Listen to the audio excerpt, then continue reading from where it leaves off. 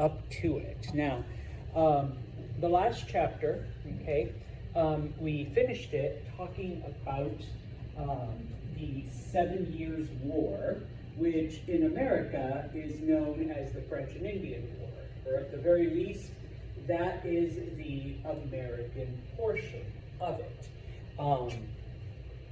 It was the first global conflict. Britain and France fought each other in different parts of the planet, different parts of the world, and here in the colonies in the Americas, okay, was only one area of a much larger conflict, okay? Now, we kind of, I kind of finished with that, but I know it was like a week ago and stuff. But some of the results from, or at the very least, the French and Indian part of the war, and to a lesser degree, the entire 7 Years' War. Remember that all wars cost money, and so Britain found itself in extreme debt, okay? And typically the easiest, fastest, most convenient way for a government to raise money was taxes, okay? And so the British begin to raise taxes. The thing you have to remember, though, is that it wasn't just on the colonies in America, but throughout the British Empire. So it's not as if the colonials were the only ones feeling the pinch. We talked about Pontiac's Rebellion and how it was put down. And so with a native threat that has been kind of pushed aside, many of the colonials thought that now would be their opportunity to explore all of this land that they had helped the British Army win. Remember that it all started with, their desire for Ohio, okay? And so, they're like, okay, the French are gone and the natives have been defeated, so, let's go, all right? But of course, in order to keep the natives happy after Pontiac's Rebellion, the British declare the Proclamation of 1763, which basically, prevents any of the colonials from going west of the Appalachians. And I don't remember yes, I did include the map, okay? Anything west of that line was forbidden, was, off limits. And so obviously the colonials are upset, they are angry about it, because the whole reason they went into this was for Ohio and, by default, everything else that went along with it, okay? And so we see then, okay, a couple of things, all right? Now this is, some of the new part, okay? After the French and Indian War, okay, the British tried to impose more control over the colonies, all right, by imposing different taxes on them, but also by trying to enforce some rules that had been in effect for hundreds of years, but that the British had never really, tried, okay, because throughout colonial history, okay, the colonists had been used to doing things on their own. You have to remember, it wasn't like today where you could get a message to someone and get a reply almost immediately. It took anywhere from 3 to 6 months to, send a message, have it get to England. The English government would debate it, would talk about it, would do whatever, come to a decision. Another 3 months for it to get back to the colonies. By then, anywhere from 6 to 8 months, depending on the travel time and how long they spent on deciding, the problem was long over. And the colonials had already figured things out on their own. Most of you got this, all of you got this, right? The House of Burgesses in Virginia was the first example of colonial self-government, of self-representation. And it wasn't just Virginia, but other colonies formed similar, groups for this exact purpose. because it would take so long, for Britain to decide. It was like, okay, fine, we're just going to do it, and we will tell you later what we did, type of thing. Okay, and finally, when it came to the establishment of the colonies, even though the king had given permission for certain things and the government had given permission, none of the colonies had actually been created or established by the government. It was always by like a group of people, or like William Penn, like an individual, or like the Puritans in Massachusetts, some religious group. So it wasn't as if the government sent people specifically, to colonize. It had all been different groups, and those groups were pretty much used to being left alone. All right, and so after the 7 Years' War, okay, the total debt that Britain had was over 150 million pounds of debt, which in today's terms would be in the billions of pounds. All right, and so once again, how are we going to raise money? Okay, well, two of the first, and you don't have to remember both.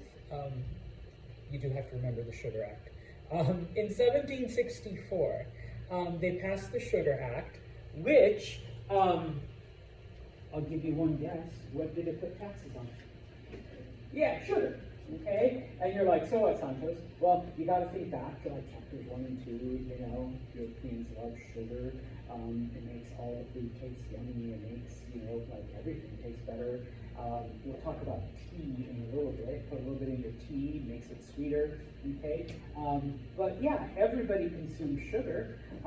Nobody's going to stop, type of thing. So yeah. It made sense. Okay, we'll add tax on sugar. Everybody buys it. Everybody's going to pay a little bit, and yeah, those taxes will go to pay down our war debt. Okay. In 1765, we also get what's called the Quartering Act, because there were still British troops in America left over from the French and Indian War, and the British government basically said, last time, even though we did win the war, it went pretty badly for us at the beginning, and part of it was because we really weren't ready to fight the French and their native allies. So we're going to keep troops in the colonies. We're going to keep, soldiers there.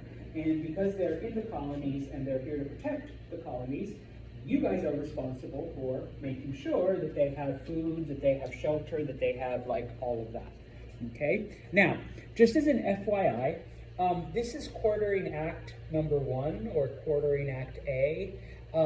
It isn't the one that comes along later where people actually have to have soldiers in their house, okay, which is why we actually have the Third Amendment, which says the government can't force you to have soldiers in your house. But this one just said that colonies, because the troops are here to protect you, you need to provide food and shelter. You need to, arrange for them to have a place to live and food to eat. Okay? But the big one was the Sugar Act. Okay? That's the one that people hated the most. All right? Then, this one you also need to remember. In 1765, okay, they passed, or at least in the colonies, they passed what's called the Stamp Act. Okay? Basically, the Stamp Act was that there needs to be, and I know today we think of a stamp like you're going to mail something, but it wasn't that. It was more like an official government seal, okay? I guess that could also be a stamp, because you stamp it on, okay? Where basically you had to have this seal on your paper, whatever document, any official, okay, document. Otherwise, it wasn't considered valid. It wasn't considered legit. All right? Now, what type of things required it? Well, diplomas. So, if you graduated from any kind of school, if it didn't have the seal, sure time you graduated. There's no seal on it, so you could have just written this yourself. Okay? And it's funny when you think about it, because today, look at your high school diploma, and when you leave MV, look at your MV diploma, and look at your bachelor's degree. They all have a seal on it, okay? Kind of started from that, although, well, you do pay a $30 graduation fee, at least here in MV. So you kind of are paying, kind of like, what? Yeah, sorry. So you are kind of paying for it. Any bill of sale. So, I'm going to sell Ashley my boat, and, she's going to pay me like $2 for it. It's a really bad, ugly boat. It's a fixer-upper. But, we fill out the form and, we do the exchange. But if there isn't a seal on it, it's not legal. It's not binding and, type of stuff. And most people understood that official government documents, okay, fine. Because obviously this is like, you went to a public school, it's a transaction, it affects other legal stuff. But then they started asking for it on newspapers and pamphlets. And so imagine if, anything that you self-publish, you somehow had to get a government seal on it to make it legal, all right? And so here the people begin to get upset, all right? Like, number one, why are you making us pay this? Because the colonials had never had to pay this before. And number two, literally anything that we publish or that we print, we have to pay this fee, okay?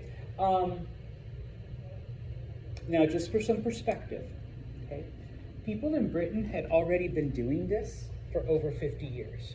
So the colonials weren't being asked to do anything unreasonable, okay?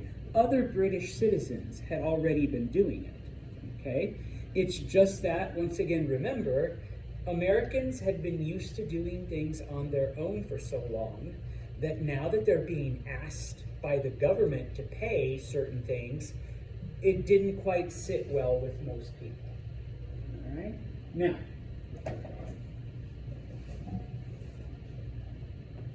over time, people understood. Okay, fine. It's what the government wants. We kind of have to do what the government says. There's no point in fighting it. But many of the punishments for violating the Stamp Act seemed too harsh, and they seemed unfair, okay? And so, for example, if once again, I'm selling my boat to Ashley for $2, and in this case, there is no seal on our bill of sale, we could both be arrested, and instead of being taken to like civil court or even criminal court, they were taken to admiralty courts. They were taken to military court. And it's kind of like, wait, but neither Ashley or I are soldiers or sailors. Why are we being tried according to military rules? But the British didn't care, okay? And in this case, it wasn't a jury trial. You were tried by an admiral or a captain, and they decided, yeah, you guys violated the Stamp Act, and so now, you're going to be, either imprisoned or fined or whatever, okay? And so, as more and more people begin to suffer the consequences of not following the Stamp Act, because believe it or not, the Americans didn't want to pay it, and so a lot of them didn't, as more and more people are being punished, they're like, wait a minute. Why do we have British soldiers in America, okay? The French threat is over. The French are gone. There's no more French in Canada, okay? Number two, Pontiac's Rebellion, you guys already defeated the natives, all right? The natives have been put down, and just to remind you, you told us we can't go over there anyways, all right? So it's not as if, there's going to be any kind of conflict with the natives, because we're not allowed to go anywhere near them. So tell us again why we need British troops here, okay? And so what became the biggest issue, though, is that colonials, and once again, despite what you may have learned before, or what, people may say, there were a lot of colonials that were willing to pay these fees and these taxes on the condition that the colonies had some sort of representation in Parliament, okay? What did that mean? Well, we think that these rules are unfair. We think that the punishments are unfair. So we would like our voice heard. We would like to have an opinion on it. We would like to have a vote to decide, okay, what taxes, what fees are going to be imposed on the colonies, and what punishments are going to be imposed if we don't follow them, okay? As long as we know that we have had a voice, we're okay with it, okay? We were overruled, but at the very least, we got to vote on it and we got to present our objections. And who knows, maybe if we had been able to be a part of the whole, process, maybe it would have gone differently. And so this is where we get the phrase and why it's so important, no taxation without representation, okay?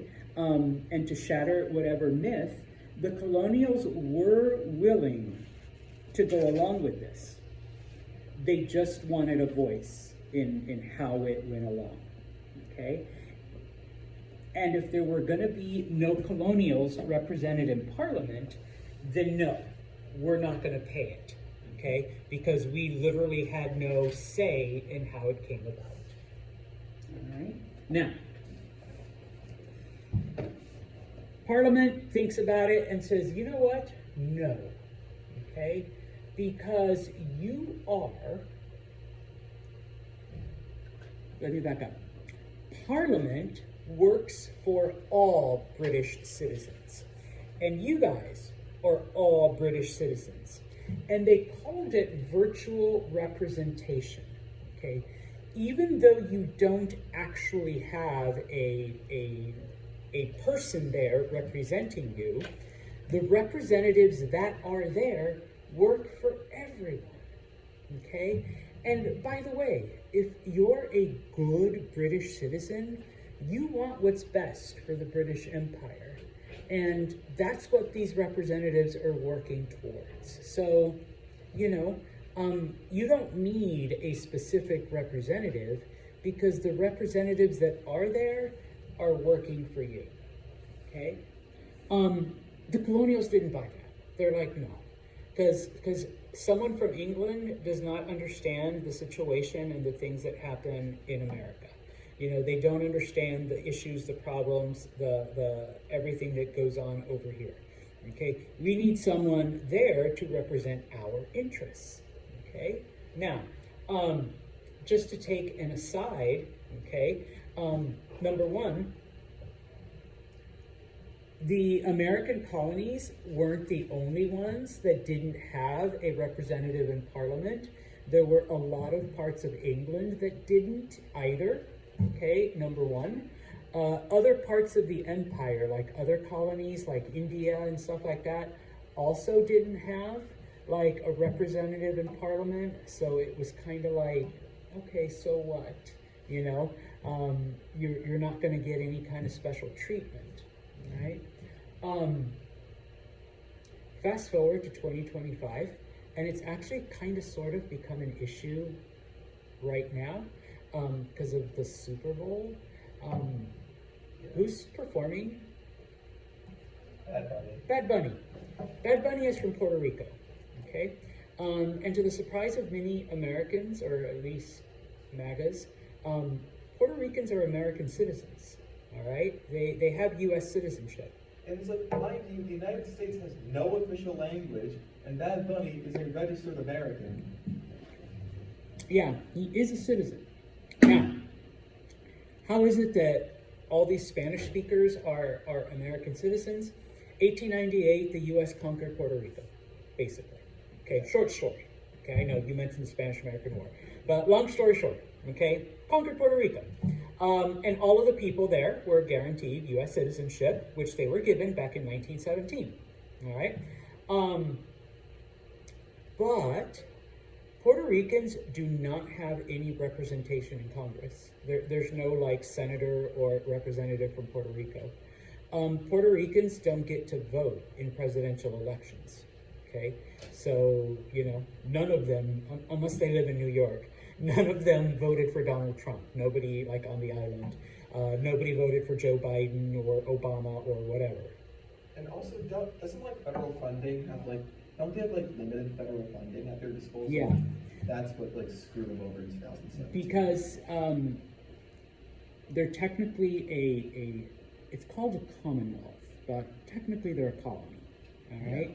And so we see the same thing now where it's not so much anymore, but when I was younger, there were a lot of Puerto Rican activists that wanted either statehood for Puerto Rico so that they could have like a representative and a senator and vote for the president and do all of that, or just give them their independence. You know, Puerto Rico could be its own country and be on its own and do its thing, okay? And it was kind of this same situation where, well, no, you're American citizens and Congress works for you, even though we've seen examples where, no, they don't, you know, they always get shafted on a lot of things, okay? And people don't even recognize them as US citizens sometimes, all right? So we kind of see that same situation today, all right? That's what the colonies were feeling, all right? Except they were more violent about it, all right?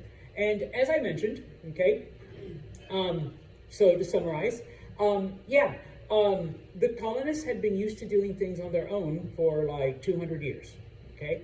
And they were willing to accept the taxes and the fees and all of the other things as long as they had a voice in how it was done, all right? So, what begins to happen, okay?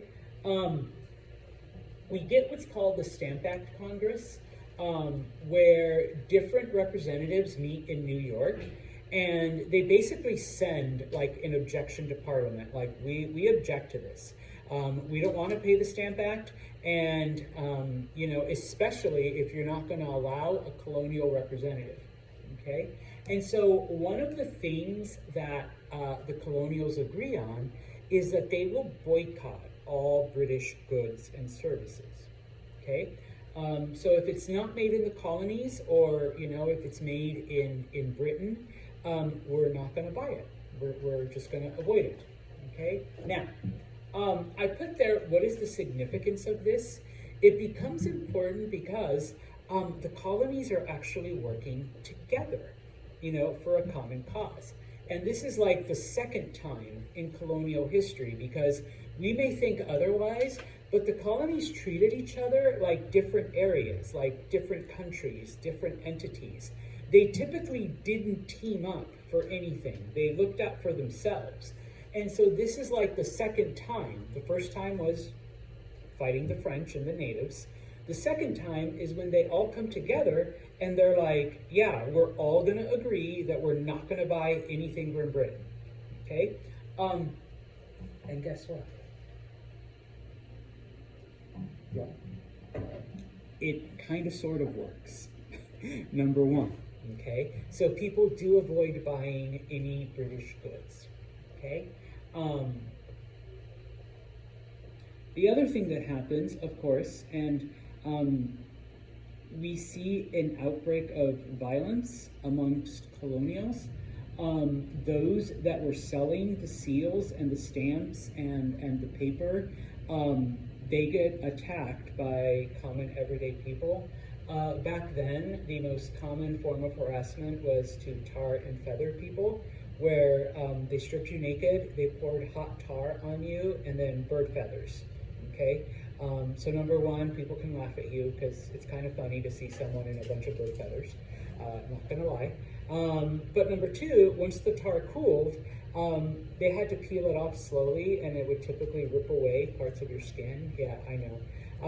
And so if you're like a tax collector or a stamp seller, and this is the type of harassment you face, you know, a lot of them quit, okay? A lot of them are like, I'm gonna find another job. It's not worth the humiliation and, of course, the actual physical pain to put up with this, okay? As I mentioned, that boycott that the colonies came up with works. All right, people actually avoid buying anything British. Okay, they either make it themselves in the colonies or they buy it from like the French or the Spanish or something like that. Okay, so that by 1766, so it only lasts about a year,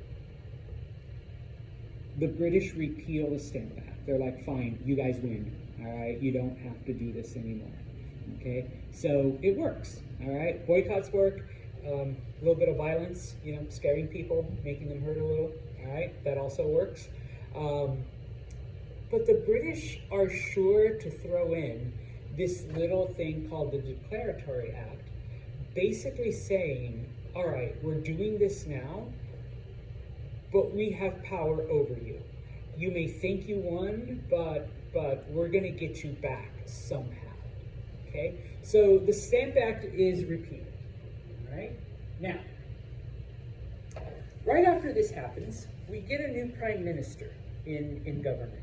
And I know we talk a lot about the king and whatnot, but believe it or not, the king already had very limited power, you know, just smiles and waves and signs off on things. But the new prime minister was a man named Charles Townshend, okay? And he's like, okay, so we still have all this debt. How are we getting revenue from the colonies to help pay down this debt? And people are like, well, we're not, because we had to like cancel everything, and you know, the only thing we're kind of getting money from is that Sugar Act, you know, like, you know, they're paying taxes on sugar, but, you know, the Stamp Act we had to get rid of, and, you know, we've had to get rid of other things, and so Townshend goes, okay, so they're okay paying with sugar, but they're not okay on these other things.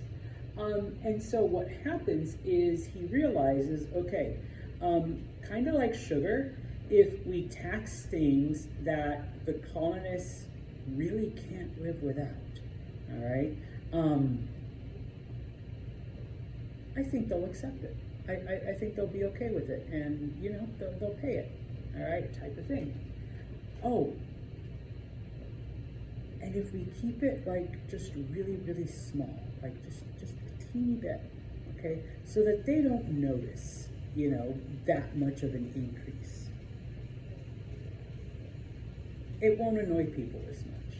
Oh, and let's do random things that some people use, but other people don't. Because he realized one of the biggest mistakes of the Stamp Act was making it on every piece of paper, okay? Why don't we just do random things? And some people might be upset, but most people will say, it's not like I do that every day, or it's not like I use it, okay? And so, the taxes that they pass is tax on glass, tax on paper, tax on lead, tax on paint, and tax on tea. That was it, nothing else. Those, I can't count, 5 things, okay? Because if you think about it, like how many times do you actually buy glass, okay? How many times do you buy paint, all right? And even back then, it's not like you go out and buy paint every day, all right? So when you do buy it, there's a little bit of tax there, okay? And if you just never paint your house or whatever, then, you know, you're not even gonna notice that there's these extra taxes, okay? Now, like I said, they tried to do something similar like they did with the Sugar Act, in that they do pick one thing that everybody uses, and that's tea, okay? Everybody drank tea, okay? Now, that one people noticed, but once again, kind of like with sugar, well, what am I supposed to do? Not drink tea?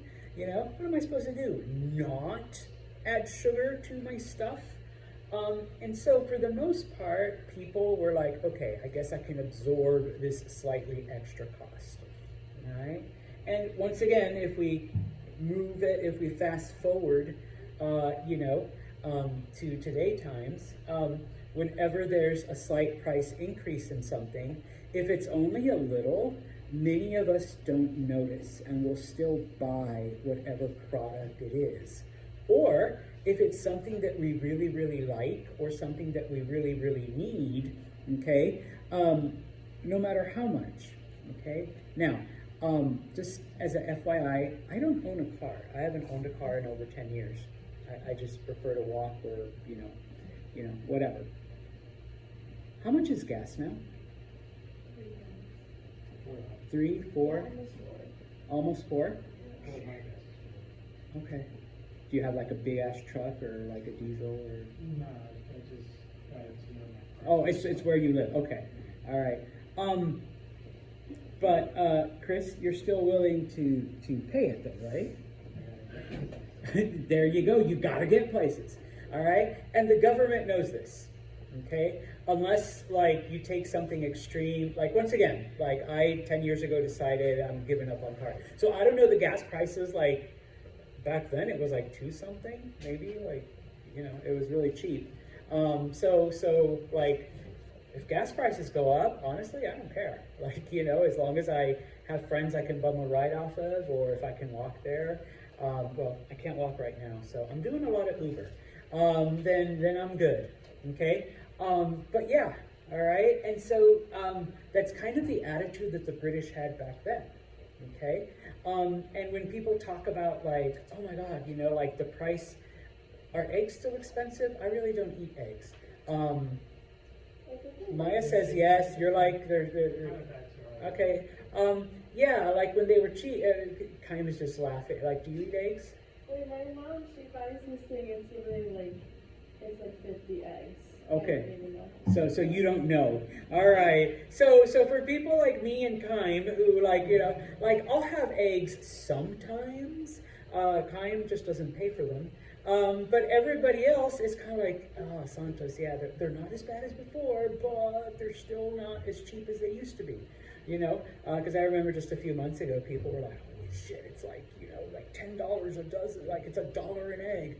And it's true, like I just decided to look one day, I'm like, shit, yeah, I'm not eating eggs for a little while longer then, you know, type of thing. And so I actually had a breakfast burrito this morning. It's like the first time I've had eggs in a couple months, you know. But anyways, but what are you going to do? Like, just not eat a certain food or not do something? Or, you know, I know Oma bakes, so she needs eggs. You're like, I don't bake, Santos. You know, Ashley, I don't know, likes to make omelets, right? And so, you know, what am I going to do? You know, eat bird eggs or, you know, steal them from the raccoons that, you know, whatever, I don't know. So yeah. And this was the attitude of the British people and of the colonials, because they really didn't like feel that, oh, okay, so I'm paying a little extra, you know, gotta do what you gotta do, okay? Supposedly right now, well, not supposedly, coffee is up 30%. It's like 30% more expensive. I don't care. I need my coffee. I will pay whatever I have to pay, okay? That's me, all right, when it comes to coffee. If my latte costs $12, I am paying $12. All right. See, that's my eggs or gasoline or whatever. I'm like, I have to have it. All right. So yeah. All right. Now, they once again attempt to boycott, but they don't work. All right. Because once again, some people either don't care, some people aren't affected by it, and then some people are like, well, what am I supposed to do? Like, not eat eggs or not drive or not have coffee? You know, no, you're screwed up there, okay? And so those boycotts don't work, which is another thing I always find funny. No offense, Chris, but when people are like, all right, on October 20th, nobody buy gas. We're going to show them that they need our money. But then what happens on October 21st?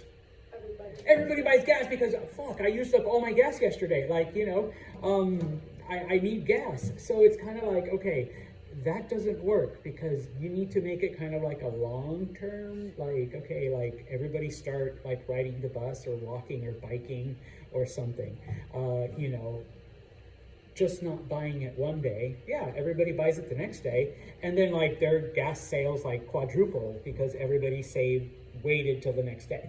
Okay, so in this case, they don't work. Okay. For the people that do care, though, they begin to smuggle items, okay? So now we get smuggled items of glass and lead and paint and especially tea, okay? Because, number one, it's cheaper for you, the consumer. And number two, smugglers are now making money and they're getting rich. And they're like, yeah, well, yeah, you know, what kind of eggs you want, Ashley? What do you need, huh?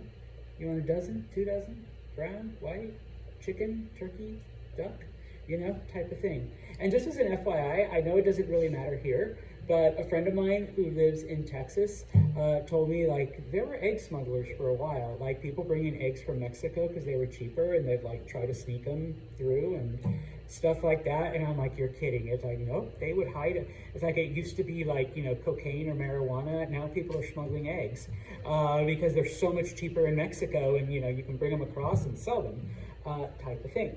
All right. And so I don't know if we can smuggle gasoline for you, Chris, but maybe, who knows? You know, people begin to smuggle stuff, all right? And it becomes pretty effective, okay? Now, here's where the story starts to get fun. The British are aware of all of the smuggling activity, and so in order to stop it, okay, they send soldiers that were supposedly there to defend the colonies from the natives and from the French. Of course, there's no more French, and the natives are, you know, kind of pacified for now. Boston is the worst offender, all right? Pretty much everything going in and out of Boston is illegal, is smuggled goods, all right? So they send the soldiers to Boston, okay, in 1768, all right? No matter what era, no matter what time period, there will always be conspiracy theorists, and if you're one of them, I'm sorry. You know, show me the proof or whatever, or, you know, we can sit and talk, I suppose. The conspiracy theorists of the time are like, see, they're sending soldiers into the city. They were never here to protect us from the French and the natives. They're here to destroy us. They're here to take us over. They're here to overthrow our government and impose military rule over Boston, and then they're gonna, like, you know, enslave us. So we gotta do something to stop it, okay? When in reality, they were there to, like, bring down smuggling. That's it, okay? Which I suppose, you know, is kind of a good thing since the smugglers are breaking the law, all right? Now, just as an FYI, once again, at this point, those extremists are just a very, very small portion of the population. But they're very loud, like most extremists tend to be. They have an audience, and they're pretty good at drawing attention to themselves and at getting people to do things, okay? Once again, it's that way throughout history, okay? Where you get 1 or 2 people who are really, really good at getting people riled up, all right? And so, okay, what happens at this point, okay? Soldiers are soldiers. No offense to any of you who may have served or, you know, have family members in the military, but soldiers are soldiers. When they're off duty, they're out there getting drunk, they're having fun, they're doing their thing. You're like, yeah, all right, they're doing whatever, okay? And so, in this case, whenever they are out and you know, doing their thing, there are groups of citizens in Boston who are basically going around and harassing these soldiers, trying to rile them up, trying to, you know, piss them off. And on occasion it works, and there's like just minor fights, but it doesn't escalate beyond that until March 5th of 1770, we get an incident known as the Boston Massacre, okay? And this one I will spend a little bit of time because I realize in teaching this, not everyone knows the full background, okay? It all started with a wig. Yeah, I know. Back then, men wore wigs, just FYI, you know? And wig making was an actual profession, okay? Now, there was a wig maker's apprentice, okay? And part of the apprentice's job was not only to learn, the trade, but to do all the grunt work for the master. And in this case, the wig master was like, yo, kid, there's this soldier that I made, or this officer that I made a wig for, and he hasn't paid yet. So go collect, okay? And so the apprentice goes after this British officer trying to collect payment for this wig. The irony is that he actually had paid and the wig master had made a mistake. And so they're harassing the wrong officer, okay? And so what happens, okay, is that this kid finds just some random people out in Boston. Imagine that, drunk Bostonians that are willing to harass a soldier. All right, this kid finds a couple and they go after this soldier, okay? Now, he's an officer. So there are other soldiers with him, his underlings, I guess. And so one of the privates, basically is like, I'm not gonna let you insult my lieutenant. And so, they, kind of start yelling at each other back and forth. And the private hits this 11-year-old kid with the butt of his rifle and basically knocks him to the ground. All right? So, okay, that shut the kid up. But there was a crowd there watching all of this. And so now the crowd is pissed off, all right? Because, you're like this soldier that we don't want here, and you literally just cracked the skull of an 11-year-old kid with your rifle, with your musket. So people begin to get riled up. It just so happens that the bars are letting out, so it's not just normal people, it's all kind of drunk people.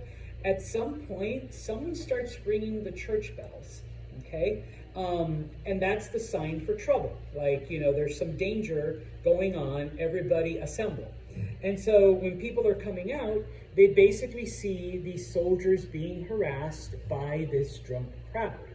In the meantime, okay, the captain of this group sees that one of his lieutenants and a couple privates are now being surrounded. And so he sends more soldiers, okay, to basically bail them out. And they go with their weapons already, set to go. Back then, you had to manually load a gun, all right? You had to put the bullet in through the front and then put in gunpowder and then, ram it in. So it's not as if, you just show up and, start firing. But they did, because their weapons were ready to fire, okay? They order the crowd to disperse. They don't, okay? By this point in time, there are about 400 people and about 10 soldiers, okay? They're trying to hold them back and they're trying to, get away. And the next part, depending on whose account you read, you'll get different stories, but the best we can recreate, the man's name was Hugh Montgomery, okay? Someone knocks him down. They hit him over the head with a club, and he basically just yells, "Damn you, fire," okay? And then someone else yells fire, and then someone else yells fire, and then someone else yells fire, and we don't know who actually fires the first shot, but somebody does. And once one person fires a shot, then everybody who had a weapon that was ready to shoot fires a shot, okay? At the end of it all, 11 people are dead or wounded, okay? And so this becomes known as the Boston Massacre, okay? And of course, the stories go out that the British came in and just started killing people for no reason, okay? They hate us, they're trying to take away our freedoms, so they came in and just started shooting up the place, okay? When in reality, okay, number one, there were several events that led up to it. Number two, the very next day, in order to avoid any problems, the British withdraw all soldiers from Boston. They're like, okay, you know what? This is a nightmare. It's a PR nightmare. Let's get all of the soldiers out, okay, to show that we aren't here to conquer the city. we didn't show up to just kill people, all right? The captain, who wasn't even there, he just sent, the soldiers to help out the other ones. His name is Thomas Preston. Him and 4 soldiers actually surrender themselves, okay? The captain, even though he did nothing other than send his men, he's like, well, I was their commanding officer. I should be responsible for everything they do. And then the other men, just because, I don't know, they were the most convenient ones, they are indicted for murder. They allow themselves to be arrested and tried for murder, okay? So they didn't try to avoid, responsibility for what happened. John Adams, who later becomes our 2nd president, actually serves as their defense attorney, all right? Only 2 of them, 2 of the privates, are convicted of manslaughter. And if you don't know the difference, manslaughter is when somebody dies as a result of something that you did, okay? But your intent wasn't to kill them, all right? But they died anyways because you did something, okay? For manslaughter, they're sentenced to have their thumbs branded, which back then was fairly typical. Like, at least it wasn't their face. I've read, certain texts of people who had their faces branded, okay? So that everybody knew forever that you were a criminal and, what your crime was. It was on your face, okay? At least they could hide their thumb. It's like, a big M for manslaughter. It's like, no crimes here, okay? Never been to jail, never been convicted, all right? Type of thing, all right? And so, that's it, okay? From that point on, it's kind of over, okay? But you've probably seen these pictures. It's the ones that you find in Moore's history books. And I had a student once who decided to do his paper, his final project, on art as propaganda, because none of these, I'm going to show you 2 pictures, none of these were drawn, after the massacre or when it happened. These people weren't there, okay? But they're meant to tell a narrative, and I often ask students, okay, what does this one tell you? How does it show the British? How does it show everything that happened? Now that we've talked about, it was a misunderstanding and they were surrounded and one of them just kind of yelled fire and other people yelled fire. And so some students are like, well, this one makes it look like, the commanding officer told them to aim and he's giving the order. And it was like they just came in with the intent of killing people. And, oh yeah, the Americans were innocent. They had, they were all unarmed, which wasn't true, and they all just fell to the, and look at the guy's head. His skull was just, blown up and stuff like that. Didn't the Americans, harass the troops with, snowballs, rocks, and oyster shells? Yeah, which you see nothing of here, okay? The next one, this was drawn in the 1850s, okay? And now you do see, some colonials fighting back, okay? You do see that. But what this one is trying to show is how the first victim of the American Revolution was, and he wasn't even fully black, was a mulatto, a half black, half, mixed race, half black, half white man named Crispus Attucks, which is true. He was a part of the crowd. Whether he was the first, we don't know, okay? We do know that he was part of the group, and we do know that he was one of the 11 that died, okay? But this is supposed to show, this was drawn during the time when people were trying to abolish slavery, and it's kind of like, we need to do it because African Americans, they have been a part of this struggle since the very beginning. In fact, the first was a mulatto man that was shot by the British. Look, okay? And while his fellow, patriots are trying to stick up for him, he took the first bullet that freed our country, and, that was the whole story and the narrative, okay? And it almost looks like they're aiming, right at him type of thing. at least they do get this part right. There was, they were knocked to the ground, that's Private Montgomery and like the whole thing, as opposed to the other one where they just look like all evil and stuff. All right? Now, if you ever want to see when it happened, where it happened, the building is still there. The old Massachusetts State House, okay? It's on the corner of Washington and State Street in Boston. It's not too far from Quincy Market. Yeah. It's a train station. I grew up there. So Yeah.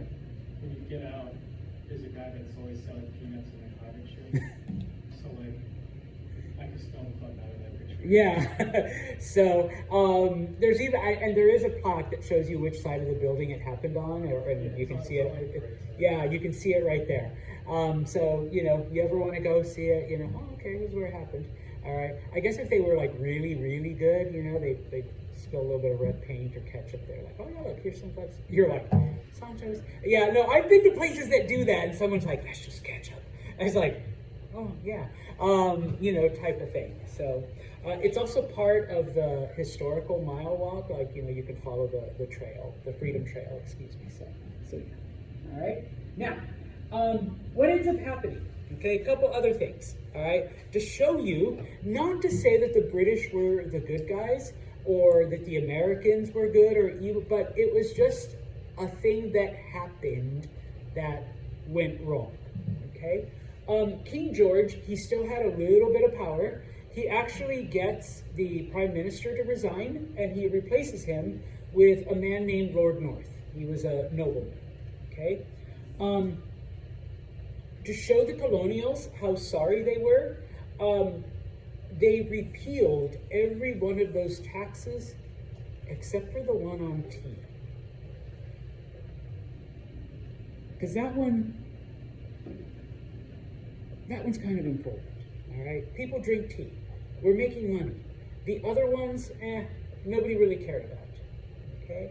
Now, John Adams, okay, who was the defense attorney for the British soldiers, he has a cousin named Samuel Adams, and yes, it's the beer guy. He was actually a beer maker, all right? But as a side hustle, I suppose, he was one of the many revolutionaries. He was one of those extremists, and he's just like, no, we cannot let the British get off this easily.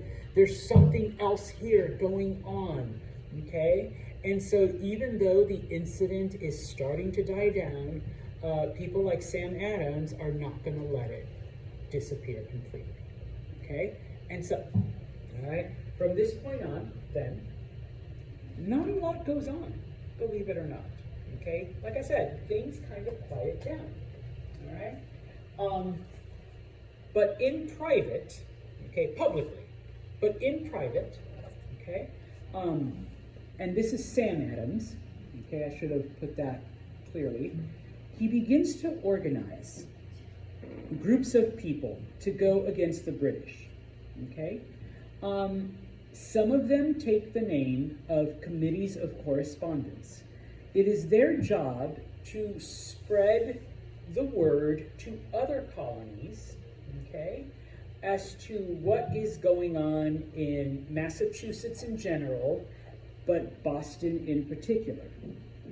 Now remember, things have kind of died down. So we need to embellish a couple of things. We need to talk about how these British came in and just massacred people and how they got away with it, even though, people were arrested, people were branded, some of the colonials were to blame. But we're not going to tell that part of the story, okay? They also form a group of people known as the Sons of Liberty, okay? The Sons of Liberty become known as some of the more violent, agitators. They're not afraid to, get their hands dirty when it comes to, not only violence, but acquiring weapons and acquiring gunpowder and acquiring different things.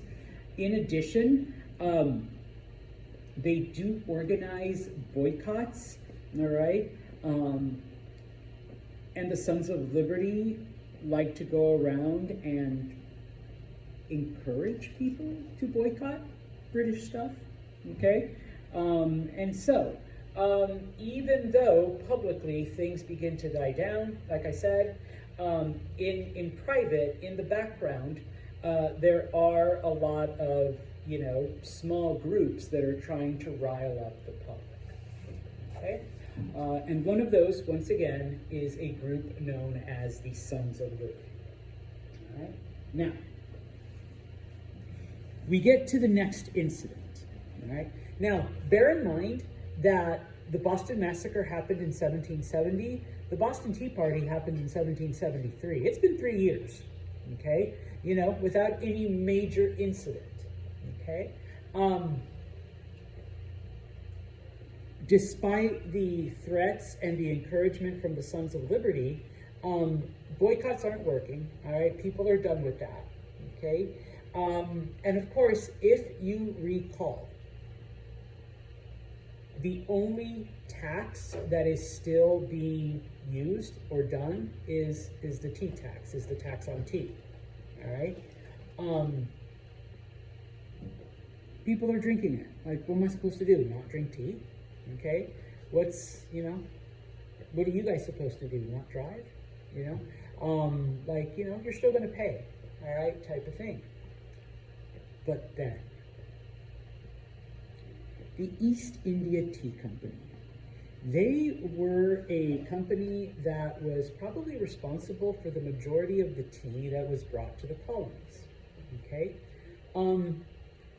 They are on the verge of bankruptcy, okay? Financial mismanagement, okay?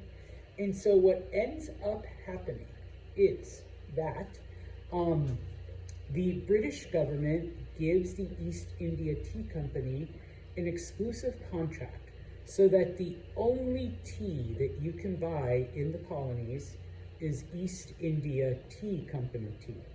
That's it, okay? So, all you can drink is Starbucks, all right? Every other coffee is outlawed, all right? Or, all you can drink is Stewart's. Every other coffee is outlawed. Nobody else is allowed to sell coffee, make coffee, whatever, okay? In this case then, okay, number one, every other competitor is forced out, okay? But remember, there's still smuggling happening. So, you really want your brand of tea? Don't worry, there's probably someone who can sneak it in for you. In order to put an end to this, because obviously in all of this time, the British Army hasn't been able to stop the smuggling, and they don't want another PR nightmare like the Boston Massacre. And so what the East India Tea Company starts doing is they start lowering their price to put the smugglers out of business, okay? It actually begins to work, because why am I gonna buy illegal tea from Maya when I can buy legal tea from the East India Tea Company, and it's way cheaper than the tea that the smugglers are selling me. Okay, it doesn't taste exactly the same, but I'm saving money, okay? So, this pisses off the smugglers, okay? And if I've learned anything from Star Wars, you don't piss off the smugglers, okay? So, what happens is that in some of these cities, okay, these people get together and they start to block the ships from the East India Tea Company from unloading their tea on the docks. So now that there is no tea, okay, you're forced to buy from the smugglers again. You're forced to buy from the other people. And as the tea just sits in these harbors, a lot of these ship captains are basically like, all right, what are we supposed to do?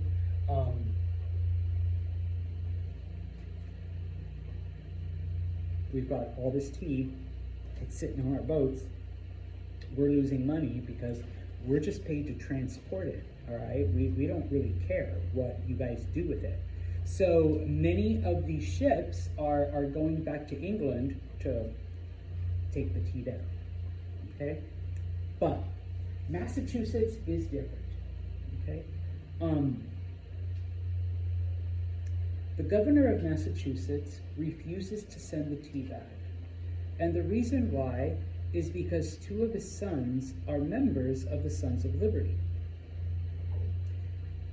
He realizes that he needs to help his kids stir up propaganda against the British. And so far, once again, the British have kind of kept things quiet. There really hasn't been any big incident in 3 years since the Boston Massacre. People aren't upset that the East India Tea Company has an exclusive contract because their tea is cheaper than everybody else's tea. Okay? So, something needs to happen. And the governor of Massachusetts says, all right, I can't do it legally, but my two sons who are out there working, with the rebel groups, I'll give you a reason, all right? I'll give you an incident to bring this together. And so, with the tea in Boston on December 16th, 1773, a bunch of Bostonians come together. They dress up like natives, okay? Because obviously, oh no, it wasn't the white people, it was the red ones. They're the ones that dumped the tea over. They break into these ships and they dump over 340 chests of tea into the harbor, okay? The people that weren't actually dressed up like natives were just on the docks cheering, like everybody knew what was gonna happen, okay? Everybody realized that, this is the deal, okay? It was an open secret. We're gonna show up, we're gonna dump the tea, we're gonna cheer, and we're gonna, rise up in rebellion, okay? The funny thing is number one, most of the citizens of Boston were actually upset at this because they're like, you just destroyed private property. Like, we understand harassing people and we understand, throwing rocks at soldiers and shit. They signed up for that, but you just destroyed somebody's private property. Yeah, that's kind of wrong, number one. And then, of course, the British were like, hey, we've been behaving for the last 3 years. We've really done nothing to deserve this, so guess what? We're gonna punish you. We're gonna make you pay for all of the tea that got lost, right? And so we'll end with this today. Number one, this is the typical, illustration that you see where, now in this picture, they actually show natives. I've seen other ones where the people are clearly, white. Yes, thank you. She said it, not me. Where they're clearly white, but they just have like a feather, or they have like eye paint or some weird stuff like that. Okay, and yes, they are dumping the tea into the harbor. Here's one of those where the people, it's obvious they're not natives. Like they just put like whatever on that, would make you think that they were. Okay, and so in 1774, okay, they're known as the Intolerable Acts because these are not passed to raise money for this. Okay, that time is over. That time has been over for about 4 or 5 years. These acts are passed to punish Boston, to make them pay for all of the tea that they dumped into the harbor. Okay? And so, we see, okay, this happening where Boston Harbor is closed. No, we're not going to let you do any business until you pay us back. Okay? We're not going to let you govern yourselves. We're going to bring in more military, and we're going to make sure you do things the right way. Okay? Oh, by the way, since we are bringing in more military, Now we get the Quartering Act of 1774, where as before it was just like, you guys need to help us pay for their food and lodging. Now it's like, Boston, you need to open up your homes to all of these soldiers that are here to patrol you, all right? And so this is the reason why, it's this one, why we have the Third Amendment, okay? Because people in Boston were literally forced to put up soldiers in their private homes, okay? And the only reason this was done is to punish Boston, okay? There really was no other purpose in it, all right? This is where the fun really starts now. And by fun, I mean the war, okay? But up until this point, once again, the colonials were willing to go along with stuff, all right? What was their only request? Representation. We just want a voice in how it's done. That's it, okay? Who knows, okay? And a lot of students, I'm gonna stop it right there.